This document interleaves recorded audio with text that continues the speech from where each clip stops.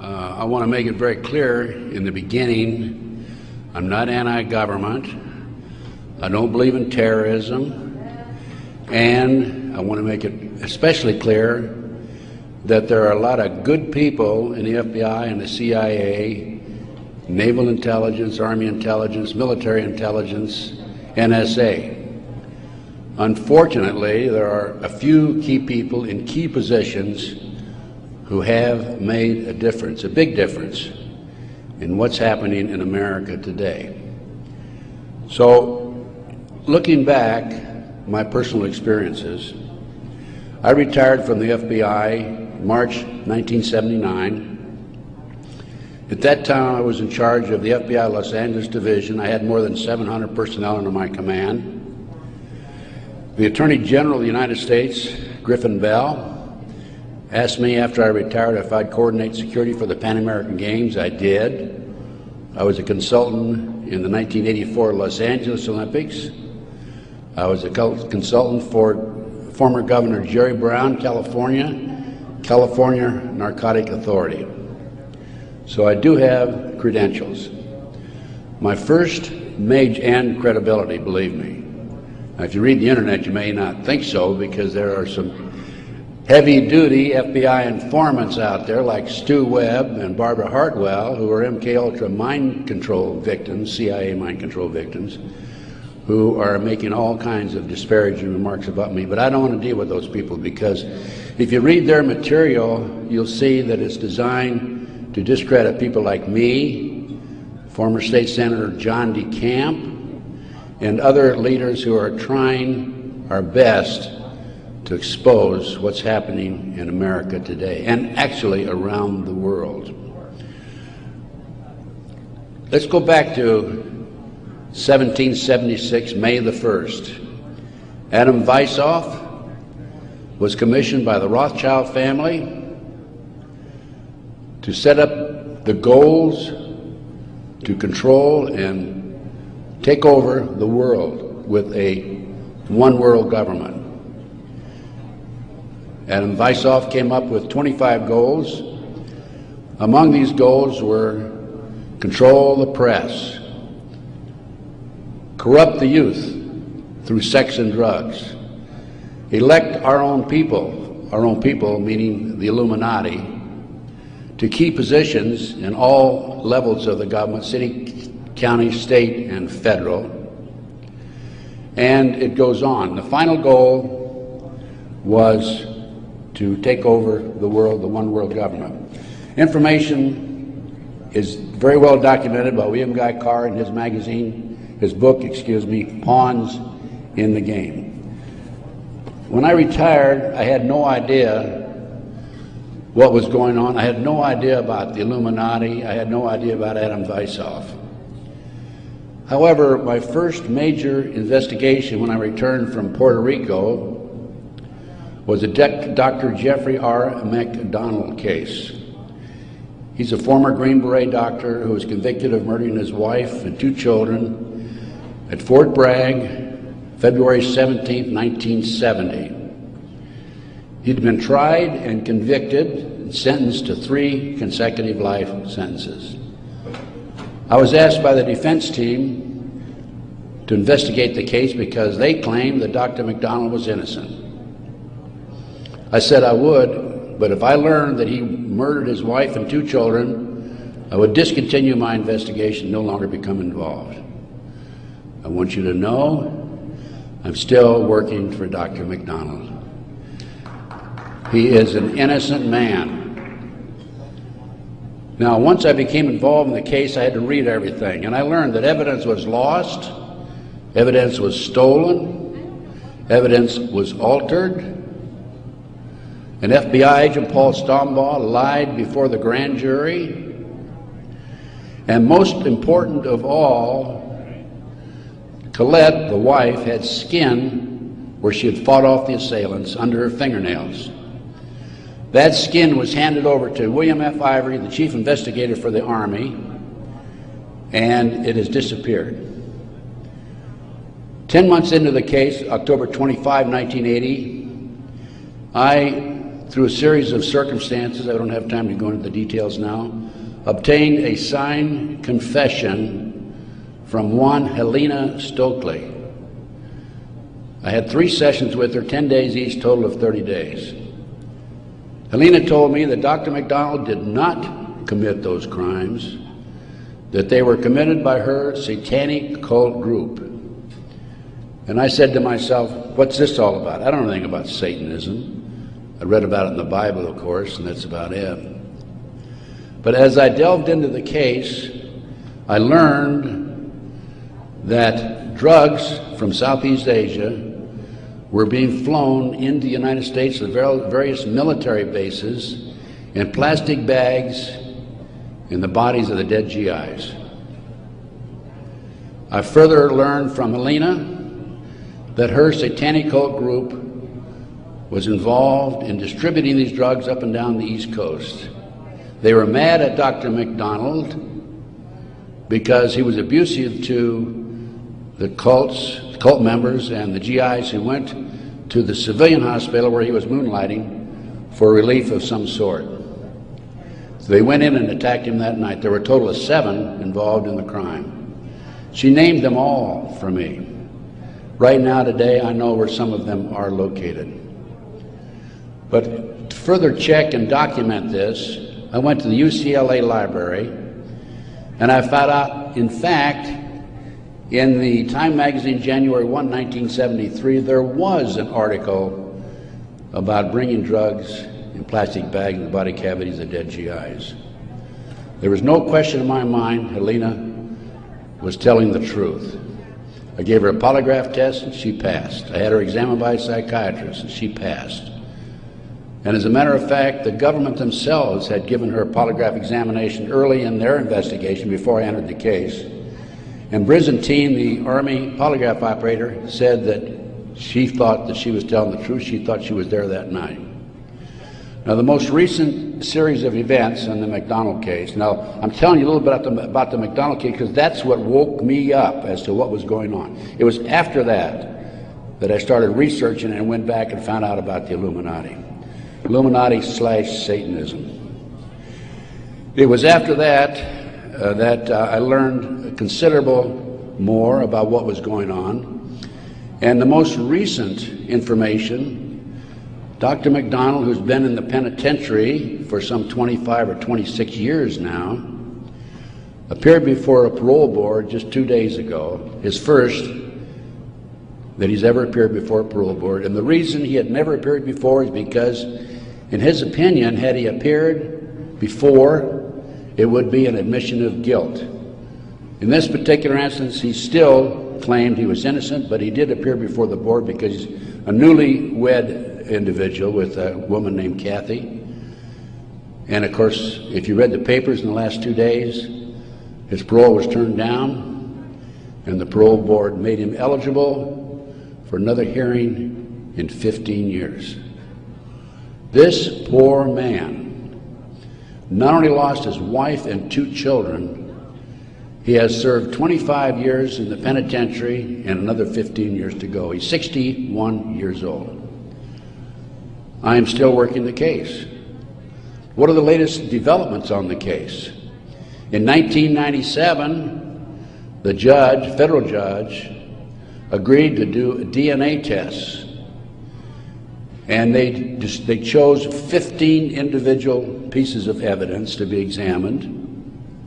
However, the judge said that when you open the evidence envelopes, only the prosecutor can be present. Well, they opened the evidence envelopes. The prosecutor did. How many do you think were empty? 5. 5 evidence envelopes were empty. The skin under Colette's fingernails would have established Dr. McDonald's innocence alone. Now we have DNA authorized in 1997. Here we are in 2005. They still have not completed the DNA test. From the McDonald case, the next case I worked of a major consequence was the McMartin preschool case in Manhattan Beach, California. The children there claimed There were tunnels under the school. They were taken into the tunnels and through the tunnels up into the trap door of a bathroom in a triplex next door, placed in automobiles and prostituted in the community. These are 2-, 3-, and 4-year-old children before they entered kindergarten. In addition, the children claimed that they were flown into the mountains where they were involved with adults in robes, black robes, chanting, candles. They talked about the brown babies who were cut up, actually sacrificed. And in checking into this and researching this, of course, this was obviously a satanic ceremony. The McMartin family, who owned the preschool, they were tried of Ray Bucky and his grandmother. The grandmother was acquitted, hung jury on Ray Bucky. The second trial, another hung jury. I had an opportunity in 1990 to gain control of the school.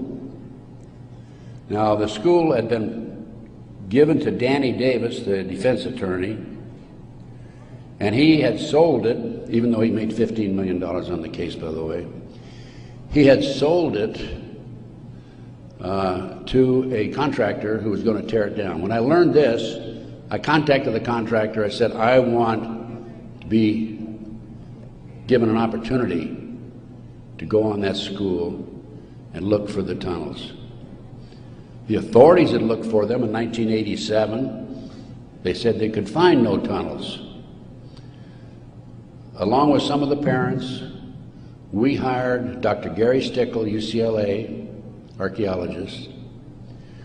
He hired his crew and brought them in.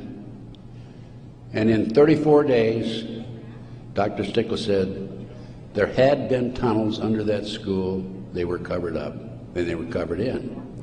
An informant of mine told me that there was an abandoned satanic site in Crestline, California, up in the mountains.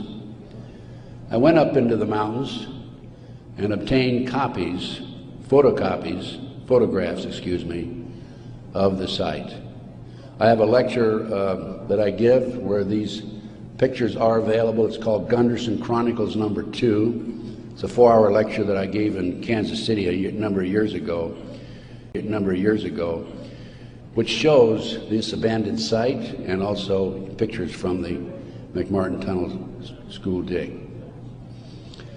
From there, I became involved in another case, very frightening case, because I established, with the help of people like John DeCamp, former state senator in Nebraska, that we have in this country today a covert military criminal enterprise, government enterprise, primarily by U.S. military intelligence, that is operating full throttle, and everybody refuses to investigate it.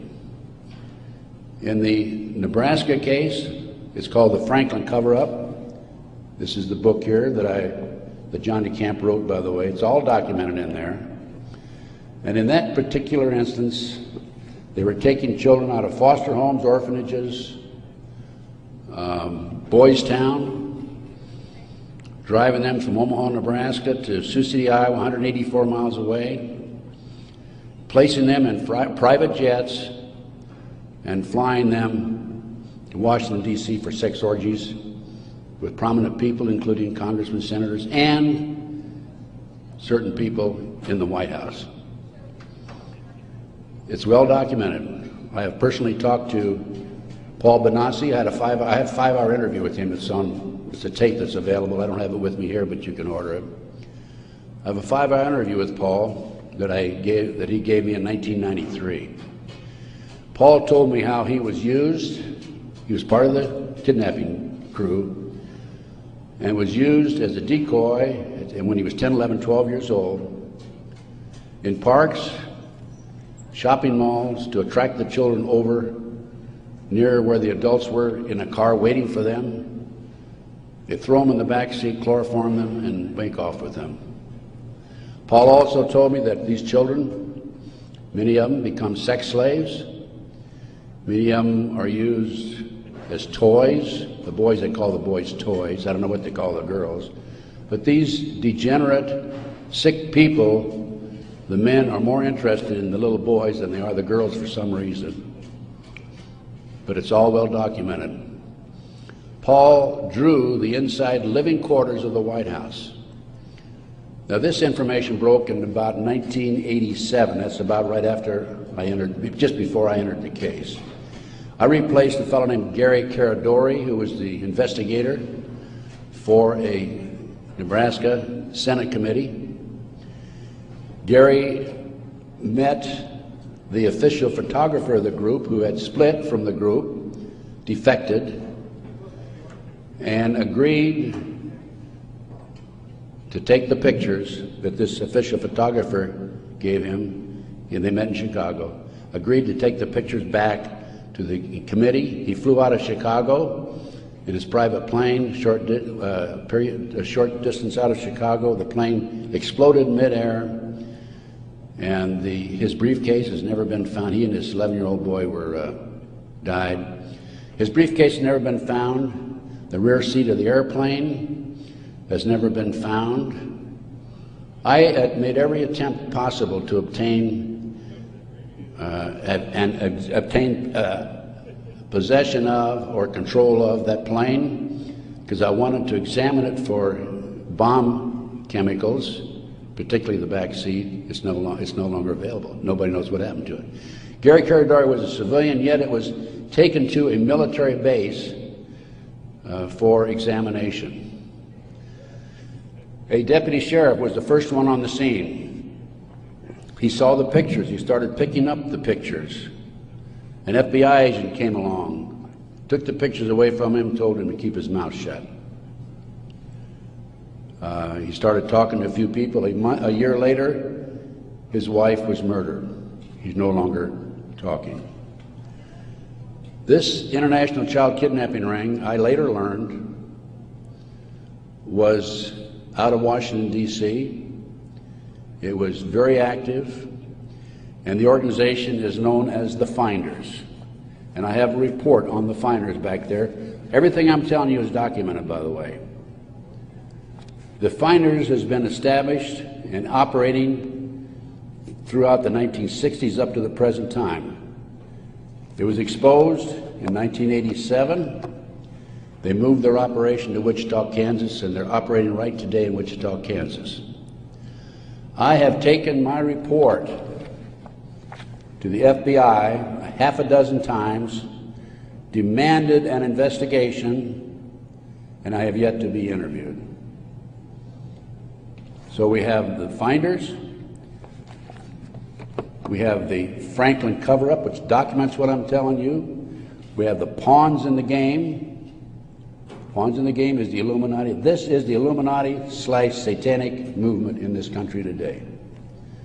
And the last thing I'm going to mention in the way of a book is why Johnny can't come home.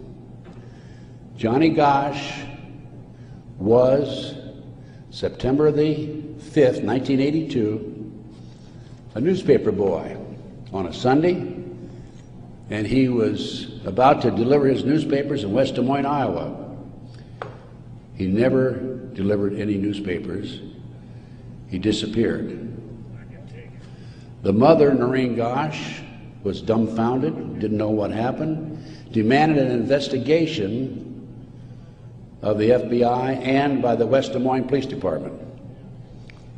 The chief of police in West Des Moines said to her, even though he disappeared, we do not have any witnesses who saw him being grabbed and placed in a car or being taken control of. So we're not going to investigate it. The FBI used the same premise. They refused to investigate it.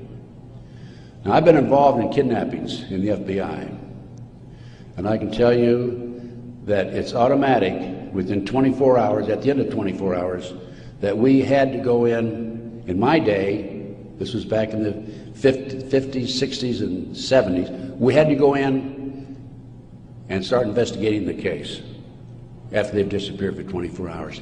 Today, As I stand here and you sit there, the children are disappearing in this country at the rate of 83 per hour.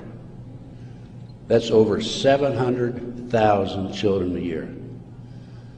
Now, I can go back to July 1982. The Reader's Digest claimed there were 100,000 children disappearing every year.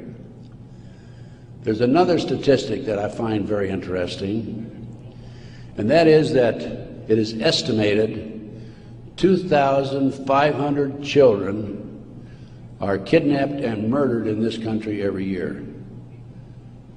That's an unbelievable figure. Yet, the FBI refuses to investigate it. Now, after the Nebraska case, and part of the Nebraska case, most recently, we have a young man named Jeff Gannon, who has appeared in the White House using a fraudulent press pass. This has happened within the last month. Certain people in the White House were questioning him and were suspicious of him because when he would engage in a press conference with the president, President Bush, he was asking what they called soft questions. Soft questions meaning the president would have an answer for them, he'd look good. Somebody started checking into his background. They learned that he was actually an individual named Jim Guckert. This is all on the internet, by the way. And Guckert had a homosexual website.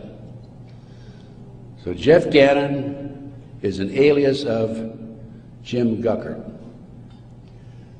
Now his picture appeared in the internet, and he is believed to be Johnny Gosch, who was kidnapped September 5, 1982. The mother, Noreen Gosch, who wrote this book, Why Johnny Can't Come Home, I have a 2-hour interview with her on video, available again if you want to check my order blank. She did not sit still for this. Can you imagine if the 83 mothers of children who disappear every hour would do what Noreen Gosch has done? We wouldn't have this problem today. She went to the FBI, demanded an investigation. They refused to investigate. The police refused to investigate because the case tied into the Franklin cover-up. Some of our top politicians in the country, leading businessmen, Harold Anderson was identified by the children, past publisher of the Omaha World Herald. The head of the Nebraska Forestry Service was identified by these children. There are 80 children came forward in this Nebraska case. And it goes, as I said, right up to the White House.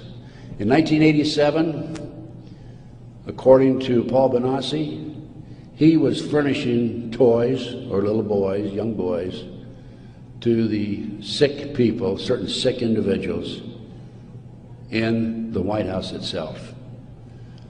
I have the names of some of these people. No need to mention it here. Some of them are mentioned in the Franklin cover-up.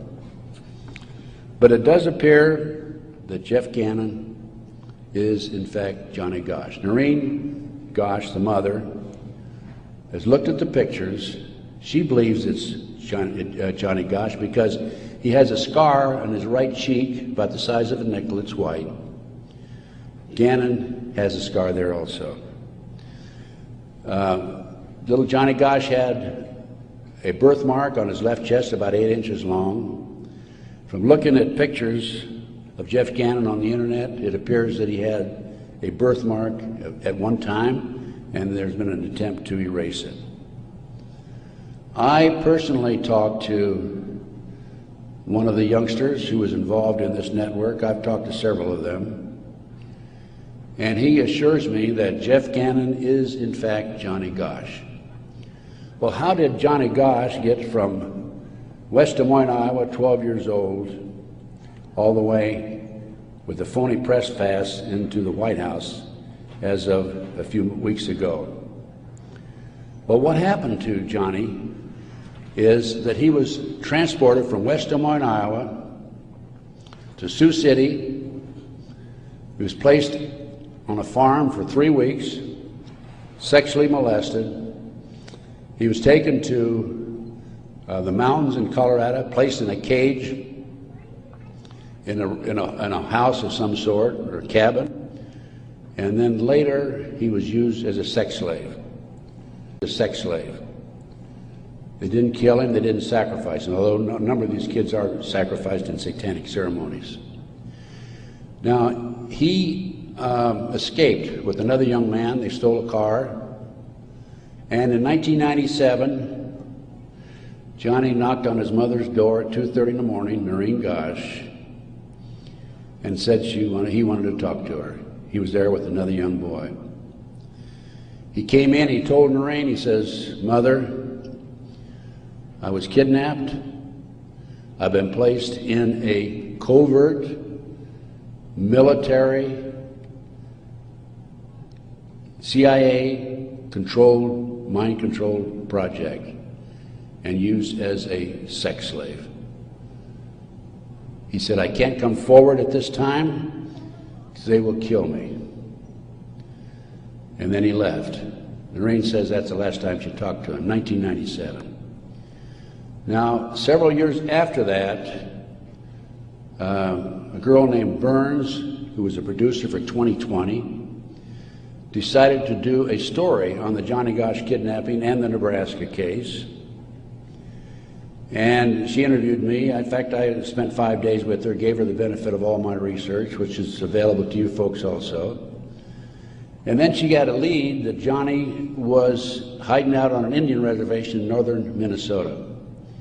She went there and flushed him out, and he basically went into hiding, and now he shows up at the White House. He was a mind control victim. If you don't know anything about MKUltra mind control program, it came into this country through the German scientists after World War II. They were involved with the Nazis during the war and prior to World War II in developing robots and individuals to be used on command for anything that they wished, including assassinations and other nefarious activity.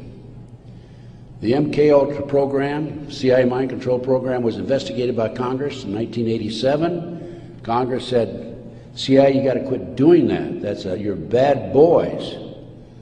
And they said, we will quit. Don't kid yourself. It's very active today.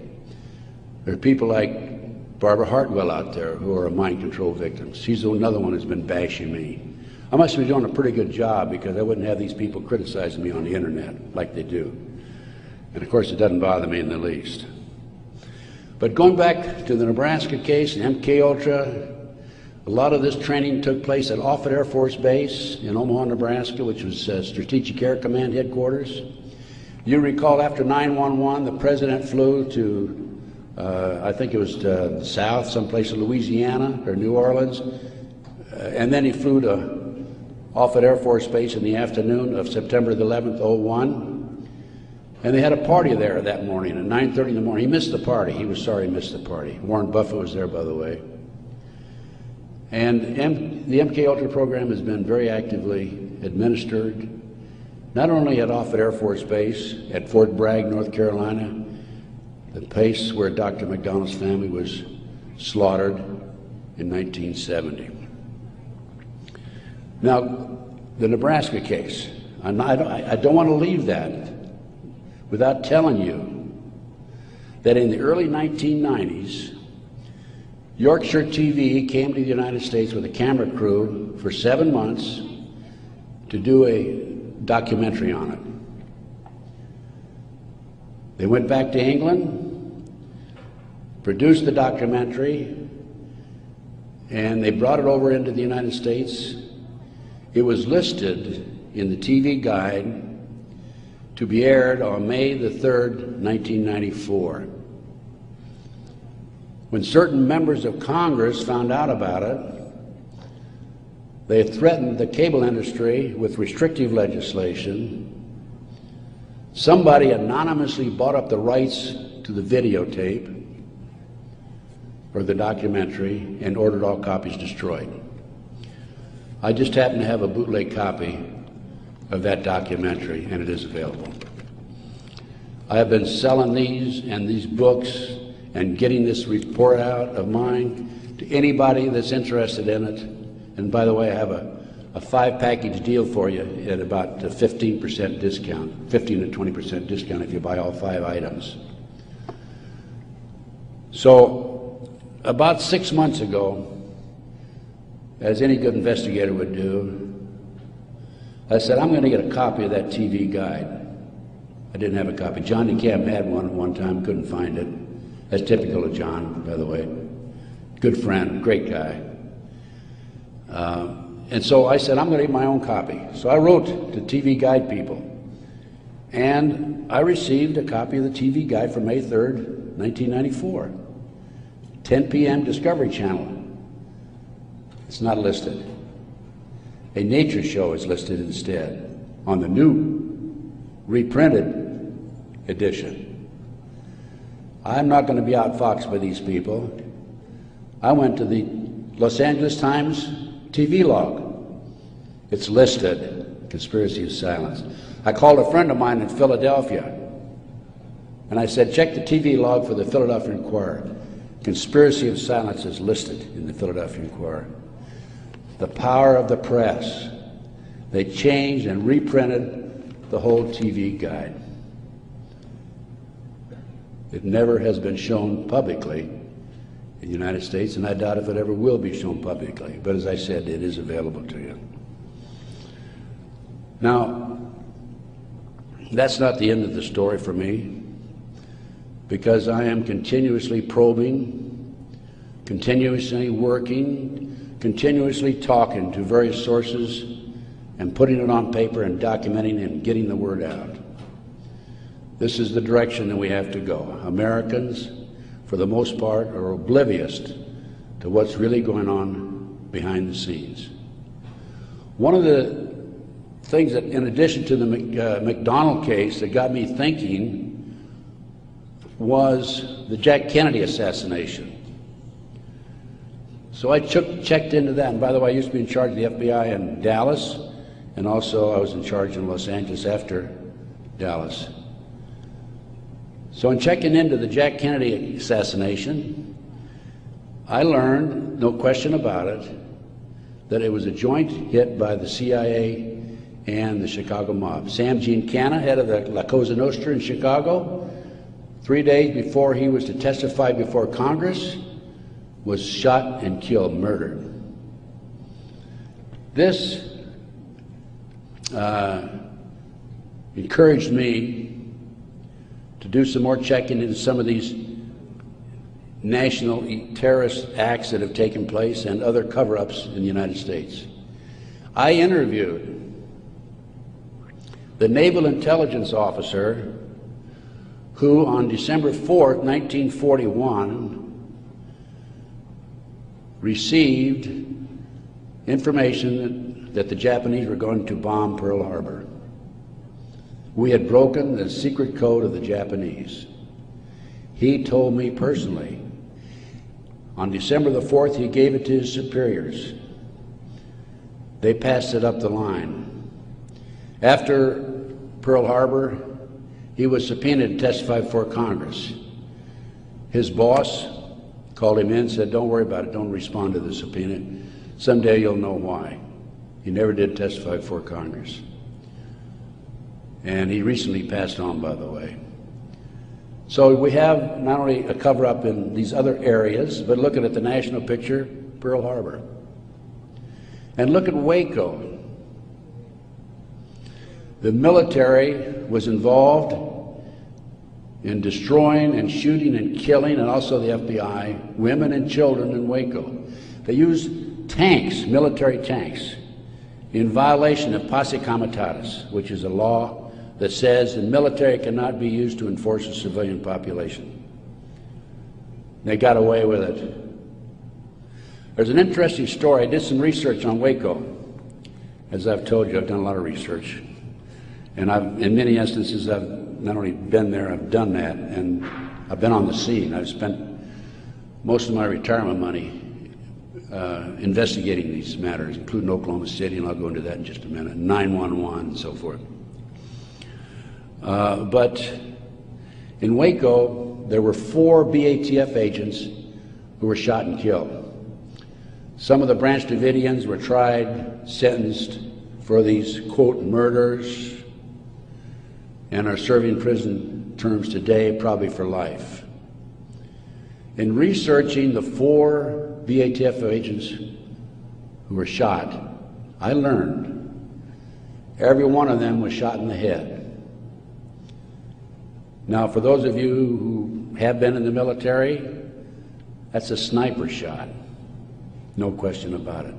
One of them, the bullet, the trajectory of the bullet was from above, down through his lip, and into his body, probably from a helicopter. It's interesting to note that these 4 men, BATF agents, at one time were all bodyguards for former President Bill Clinton. That was Waco. Ruby Ridge. Randy Weaver was set up by a BATF, Bureau of Alcohol, Tobacco, and Firearms, informant. He bought a shotgun that was about 1/4 of an inch too short by law. They arrested him and served him with a warrant. He refused to appear before the courts, and they sent an army after him. Horiuchi, the FBI sharpshooter, shot and killed his wife while she was standing in the doorway. He used to brag about what a great shot he was.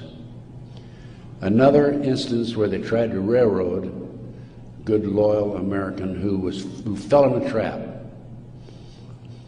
And then we have the 1993, continue with the great conspiracy. I call this a great conspiracy, and that's what it is. Car bombing of the World Trade Center. I have a copy of the New York Times, October 28, 1993, and in the article, this was reporting from the trial that took place, an FBI informant named Salam, who was in among the terrorists, testified that he was commissioned by the terrorists to put the bomb together, the car bomb together, to bomb the World Trade Center in February 1993. And fortunately for him, when he met with the terrorists, he wore a body mic, so he could record every word that was said. Unknown to the FBI, when he met with the FBI, he also wore a body mic. That was probably what kept him from being set up and framed and sent to prison. This is actually in this newspaper article. He went to his FBI superiors, says, "I've been commissioned to put the bomb together. We're going to use a dummy bomb, aren't we?" And he was told by his FBI superiors, "No, we're going to use a real bomb."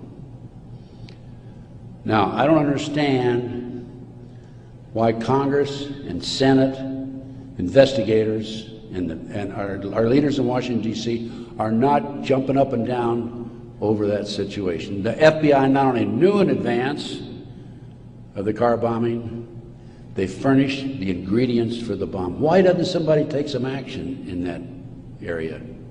Why doesn't somebody investigate this international child kidnapping ring being operated by the CIA?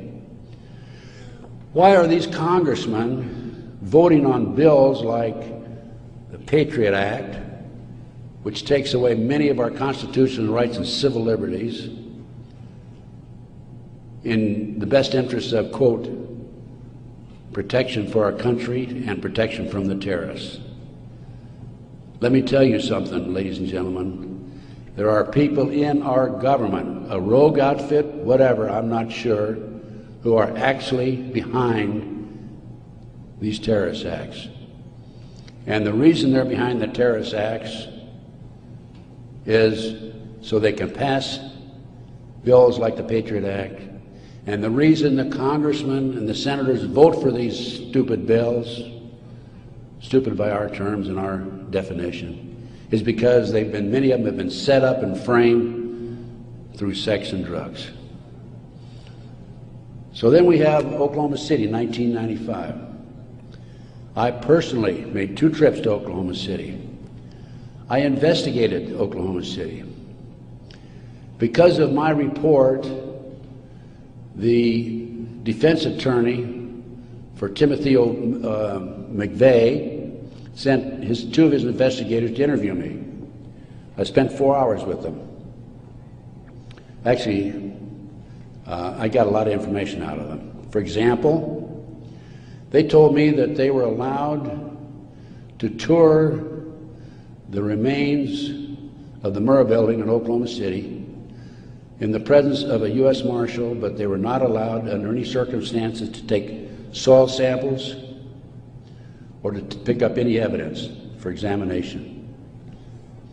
Stephen Jones was their attorney. I heard that they were going to tear down the building.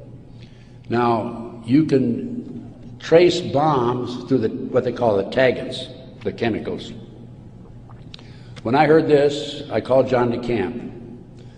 I said, John, we've got to prevent that building from coming down.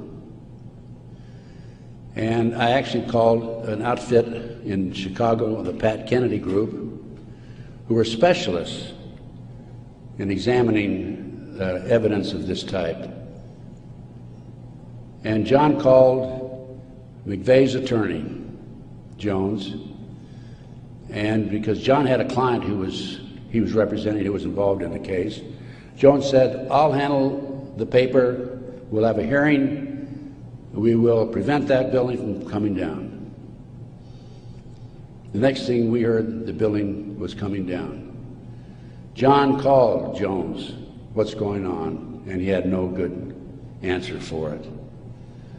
That was evidence. I've been at many a crime scene, and it is critical that the evidence be preserved. That was a huge cover-up. McVeigh wrote a letter to his sister.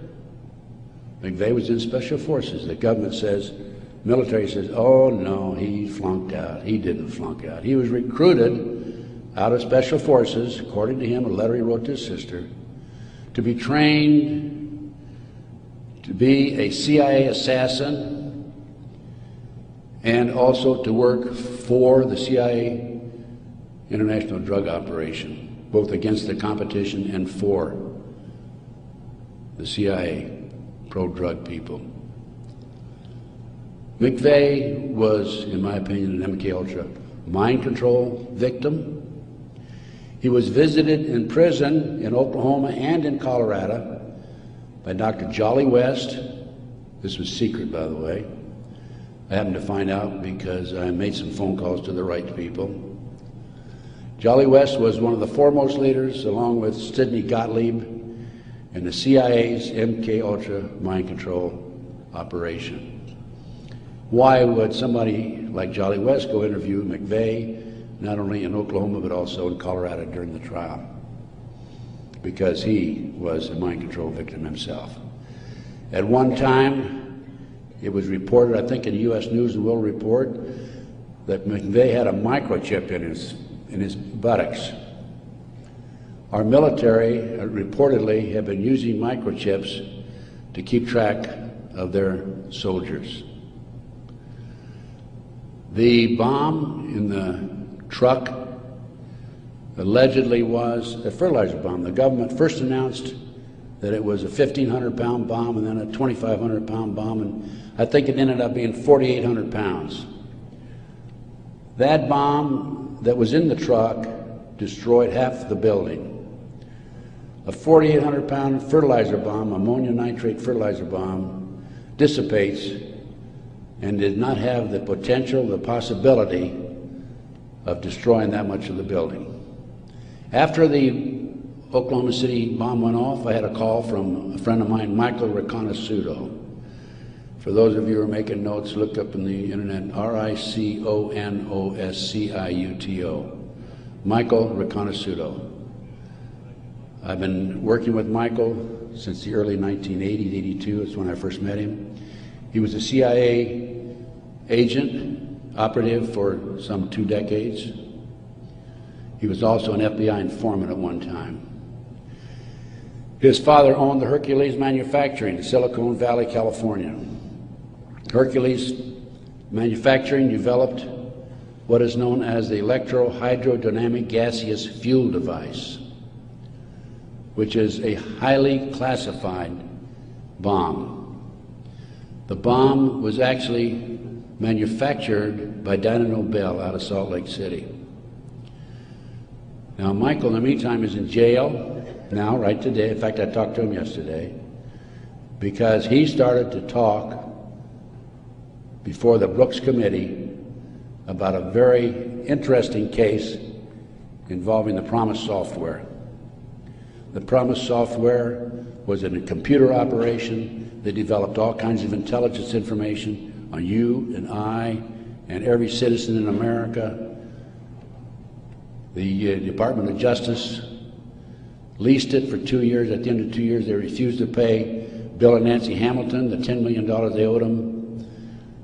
Then the Department of Justice, through Earl Bryant, past president of United Press International, took that computer and sold it around the world. Sold it to the French, to the English, Israelis, the Canadians. Unknown to these foreign countries, the officials in these foreign countries, there was a trap door in the computer. Very clever, huh? A trap door secretly allowed us, the U.S. government, to retrieve all the information they developed. Michael Reconnaissance was the CIA agent who developed the trap door in the Promise software computer.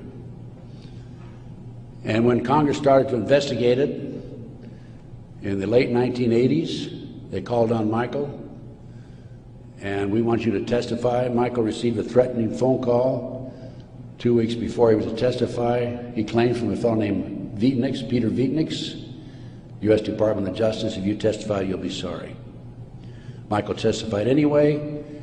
A few weeks later, was arrested for drugs, is now serving a 30-year prison sentence because he dared to expose these nefarious activities by this rogue criminal enterprise operating within the confines of the U.S. government. Now, I got off a little on, I gave you a little background on Michael. Going back to Oklahoma City now, I want you to understand who Michael is. He's not some guy walking down the street with a grocery basket looking for a recycling center, okay? He has credibility. Now, Michael called me right after the Oklahoma City bomb went off, and he said, Ted, he called from prison, by the way, that's my bomb, meaning that Hercules developed it. That was not an ammonium nitrate bomb. Now, when that bomb was tested in 1982, I happened to be with a group of intelligence agents in Palm Springs waiting for the results of that test. It was tested in Area 51. It was underestimated because the power, it was so powerful that 2 of the technicians died. They underestimated the strength of it. This, I'll call it a barometric bomb. This barometric bomb, according to Michael, was what was in the car, not a fertilizer bomb. I have an Oklahoma City report on that. So what did I do as an investigator? Well, I went to the Pickaninny Arsenal in New Jersey, and I gave him the contract number, which I obtained through a science magazine. One of my associates actually did the research on that. And I gave the Picatinny Arsenal the contract number. This is public, available to the public, by the way. And the Picatinny Arsenal came back and said there's no such contract here, even though I had the contract number. By the way, that's documented in my report.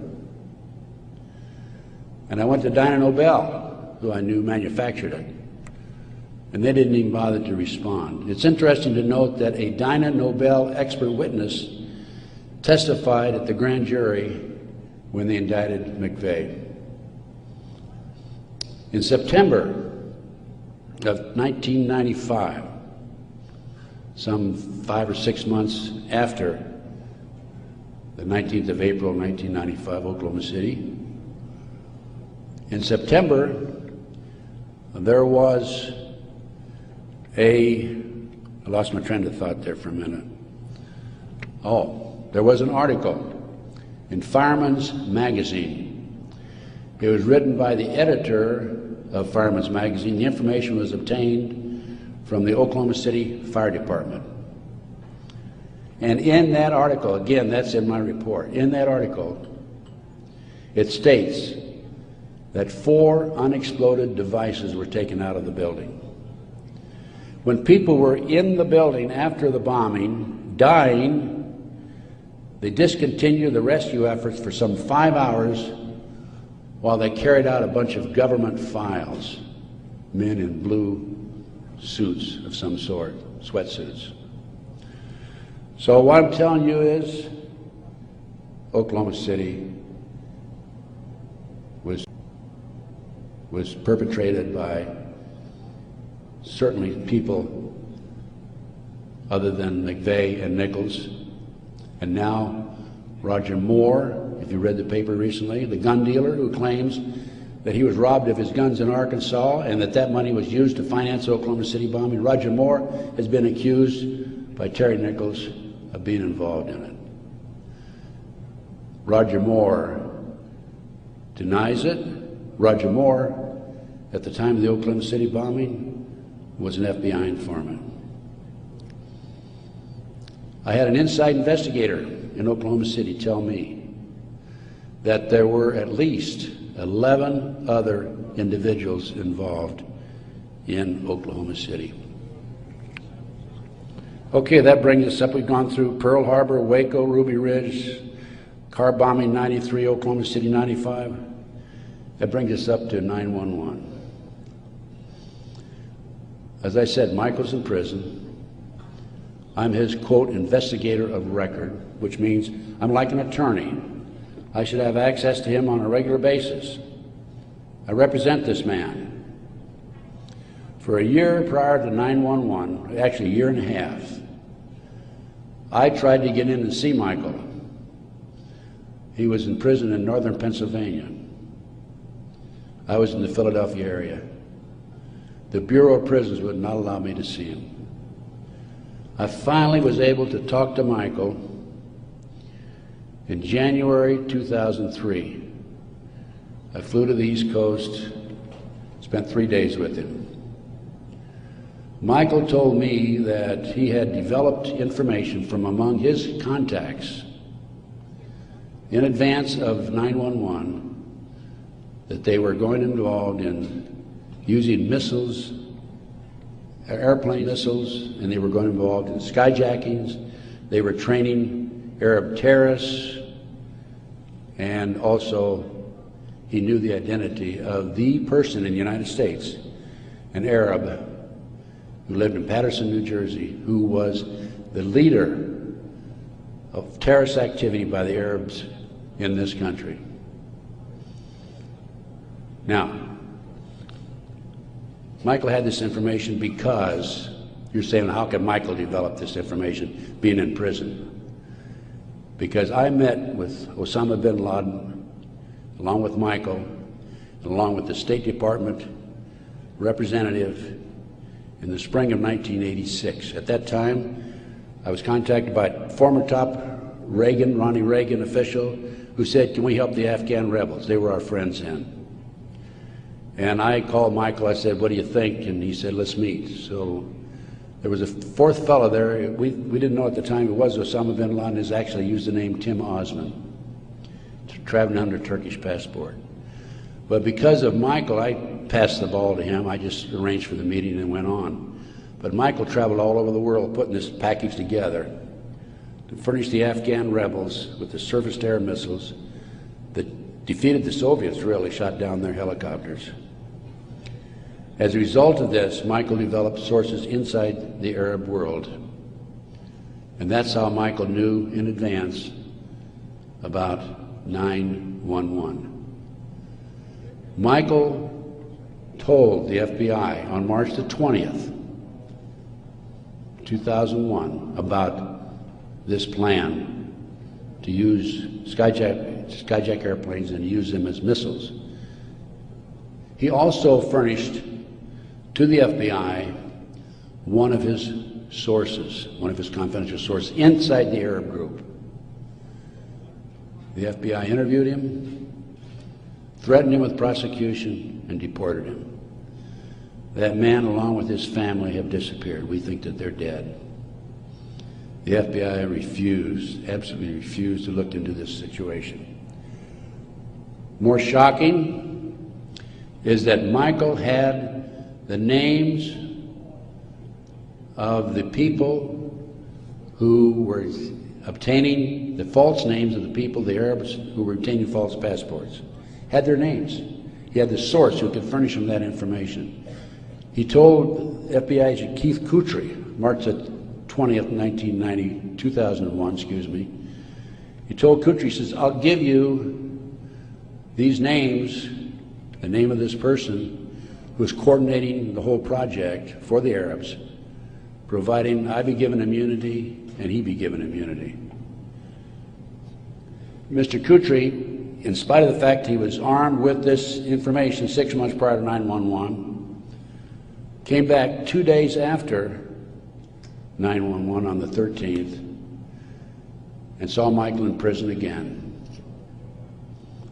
He accused Michael of being anti-government, anti-FBI, being a publicity seeker, and so forth, being disloyal. And so Michael, of course, didn't have much to say after that. Michael's still in prison, as I said. But we had this information, the FBI had this information, did nothing with it. Kutry admitted on September the 13th, admitted that the FBI did nothing with it. So after I visited Michael, excuse me, 2003, I felt it was important that I confirm that the FBI did meet with him. The Bureau of Prisons would not furnish Michael with the visitors list to confirm it. And so I started writing letters to the FBI through Senator George Allen. Oh, thank you. Thank you. And to confirm that he did in fact meet with them, I wanted to document it. I also asked for the identity of the other agent who was with Agent Kutry. And I had a terrible time. It took me a year and a half writing letters to the FBI to get them to admit that they'd interviewed Michael on March the 20th, 2001. I finally did have that information. That information is available again in one of my reports, my terrorism report that I have in the bag. So that basically brings me up to the present time. I think my time is up. But I feel compelled, as a former FBI agent, I had all this training, and I feel compelled to do everything I can to educate as many fellow Americans as I can as to what's going on behind the scenes. We have been operated and orchestrated primarily by U.S. military intelligence, covert criminal enterprise involving the FBI and the CIA, active in this country today. It's being covered up right from the beginning. They're using FBI informants to set up and frame people.